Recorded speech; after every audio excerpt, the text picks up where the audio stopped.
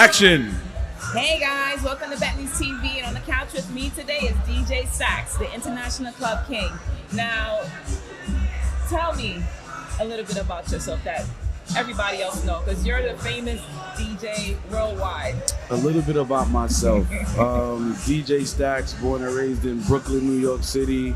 Actually not too far from here at Bentley's. Both my parents are Haitian. And, I work for the culture. I do what I do for the culture, represent the Haitian community, but outside of it. And, that's just a small piece of what I do. Small piece. Tonight, you're not celebrating, but there's a celebration of independence for Ghana, and you are a part of that. How do you use your culture to be a part of other people's culture?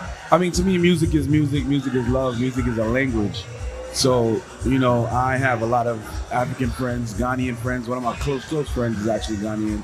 I have friends from Nigeria, friends from West Africa. So, just building relationships throughout my career, and people just noticing that I take in all types of cultures and I push it back out. Of course, with a mix of our culture being Haitian. So, I think people respect that, and people just respect what music does. The music brings people together. Sure does. Now, you mentioned Africa. You've been to Africa.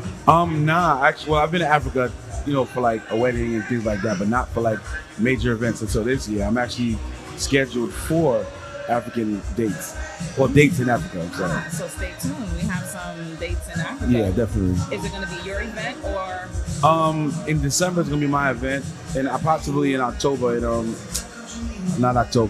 August. Don't forget that. Sorry. In August, Ivory Coast, I'm gonna actually do a compa rehab in Ivory Coast. Oh wow! Yeah. So I better be a part of this. Now, of course, when we on the couch with Fab, stop playing. You love being on the couch with Fab, huh? Who wouldn't? Okay, so you have that coming up. Other than that, what other projects are you working on besides music? Everything, with me, is usually pertaining to music. Other than other stuff like real estate, things like that, opening up a lounge. There's a couple things in the works, but most of my things are music related. About Miami Takeover already. And, we got that in the works. And this actually might just be one of my biggest years to date. I think every year is your biggest year. So how can you top the last couple of years? I mean, it's things that probably people don't really see. But production, the lights, camera, action, the work put into it, the promo, the type of artists that come out, the style of events, and, things like that, basically. How many years have you been doing Miami Takeover? Oh, Miami Takeover about 10 years strong now. A little longer than that, but I want to say 10 years since I started taking it serious. Wow. Yeah. And you just take over, you just made your own holiday in Florida. Yeah, pretty much. For the week. Yeah, for the week. When people come down, they're like, what's going on? I'm like, oh, it's DJ Stakz Weekend Takeover. They're like, who's that? I mean, it's all part of showing the culture and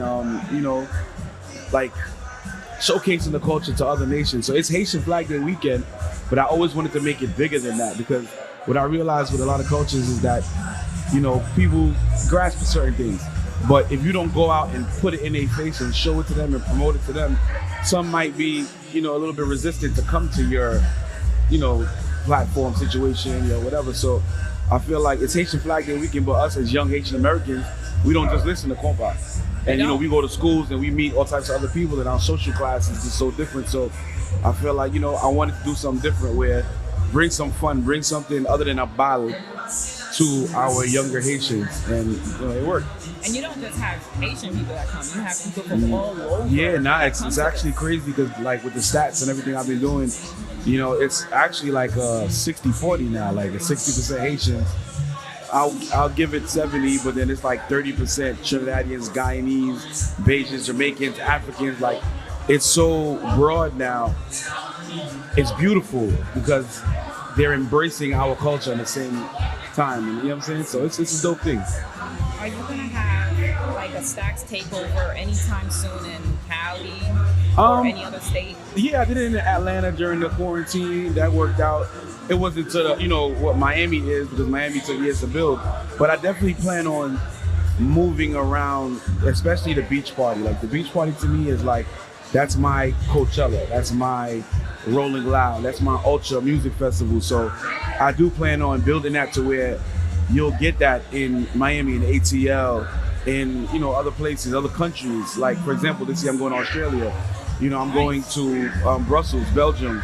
So I plan on using all of that energy that I'm giving out to the people to bring back and build my platform. That's really great. You're doing great things. Thank you. Okay, so now my question to you is,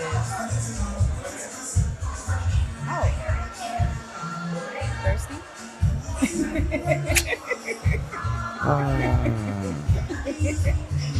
You want that cold refreshing drink. J'en parlais. This is the VIP treatment. Gotta love it. Can you make the cork pop like that? Behind the scenes. On the couch with Fab. Where it pops.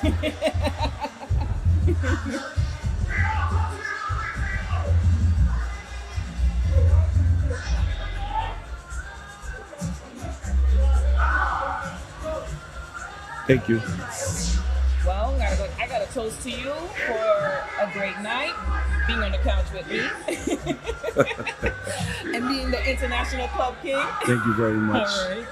Thank you very much. Now, being that you are the International Club King and you have proved that by visiting all these countries, states, you're known worldwide, you've been on radio stations across board,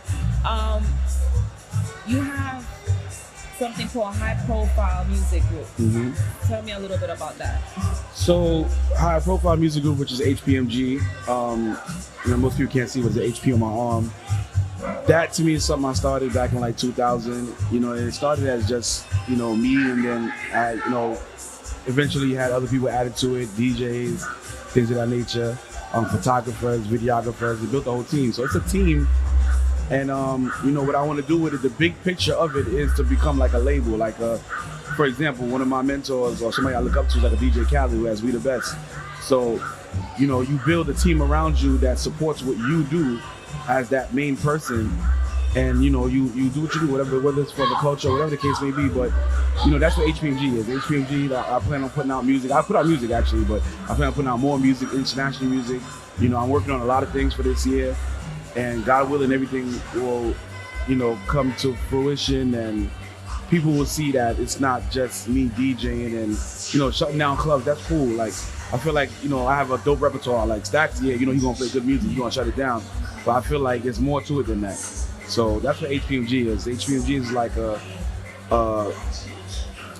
movement. It's a movement. So would you say that anybody can join HPMG, or would they have to sign a contract? I mean, the people are the movement. The people are part of the movement. The people are part of HPMG in a certain aspect. In another aspect, of course, it's professionalism. Like, we do certain things in certain ways. So if there's dope videographers, we tell them to reach out. If there's dope photographers, reach out. Dope, anything that you feel like you can bring to the team at the end of the day, All right, guys, go to unemploymentdjstakz.com/HPMG and sign up right now. Yeah, we not giving no PPPs though. No PPPs? All right, so now, besides the Caribbean music altogether, you're booked for weddings as well. So right. I've noticed that you guys are the wedding kings as well. Correct. And you guys have played weddings all over. Correct. Now, I know you're a busy person. There are some speculations that people will book you and won't get you. I don't know how true that is. Mm-hmm. Can you shed light to people who feels like if they book you that you won't show up? Well, there's a backstory to everything. So people always, what you see, it's like what you hear, third party, or what you see, but there's always a backstory to it. It could have been a situation where a Stakz, we want you, okay, cool, listen, I'm unavailable, but I will suggest, or, I will send somebody else to you, not send somebody else, but I'll let you know in advance. But sometimes people don't explain that. So it's like saying you getting married and, okay, I knew you was having Stakz not here, but that person might have felt like I didn't feel like coming out my way to tell you, okay, Stakz can't make it, or et cetera, et cetera. So to me, it's always a backstory. And there's always different situations that cause certain things to happen. It's not like I get up and I just go, I'm not going to this person's wedding today. Like, you know, and sometimes it's a growing process because, you know, I've been in a position early in my career where I've made mistakes too. So I'm not going to sit there and say like, well, my business ethics have been perfect. Not at all.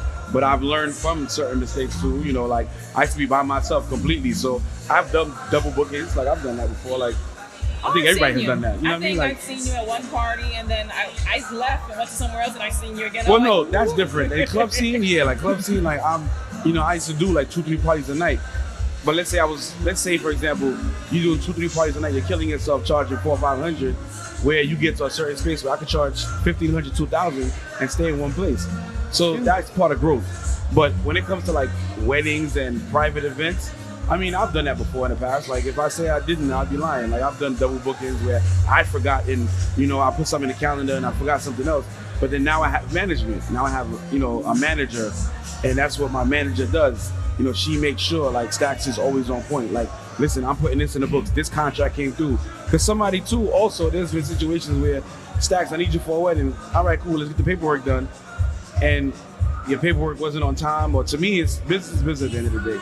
So whoever gets that contract in first, that's it. That's who has it. So there's been that, and I've been in positions where I took a contract. A person who didn't put in their contract is now upset with me because I didn't take their word for it, and now all of a sudden, Stakz is the bad guy, and Stakz did this to me, Stakz did that to me. Again, not telling you the full backstory. So there's so many different scenarios where that comes into play, where people feel like I can't, et cetera, or Stakz this, Stakz that. At the end of the day, it might be something that happened 10 years ago, and they hold a grudge. So, you know, please forgive me. My apologies if that ever happened, but, you know, you live and you learn. See, you heard it here first, guys. If he didn't show up when you guys said he didn't show up, please forgive him. Yeah, exactly. There's always a reason. It could have been something somebody didn't tell you, so, you know. Yeah, but you want to give a big shout out to your manager? Yeah, she's doing an amazing job. Oh, my gosh. She's doing, and I'm not going to lie, like, at first I was very resistant. Because it's like, now you're letting somebody into a particular space that you have control over, not realizing that you need the help. So, you know, when I finally transitioned into that and having a manager, and like, I'm not gonna lie, like things have changed. Like she's super dope, her name is Ty Noel. She's doing a super amazing job. I mean, we've had our own hiccups, as everybody and every company does, so nothing is perfect out here. Of course. Well, do you want to have anything else to say before we log off? I mean, again, follow me and, yes, you know, just like be part of the movement. Be part of the movement. Definitely. I'm going to definitely be part of the movement. It's all for a bigger and better lituation. It's for the culture. It's definitely for the culture. Always for the culture. Even when sometimes the culture fights against you. That's a totally different topic. But, you know, just follow me. Stay connected. It's all love. I love everyone. Without you, there's no me. And, you know, big shouts to Fabby for having me on the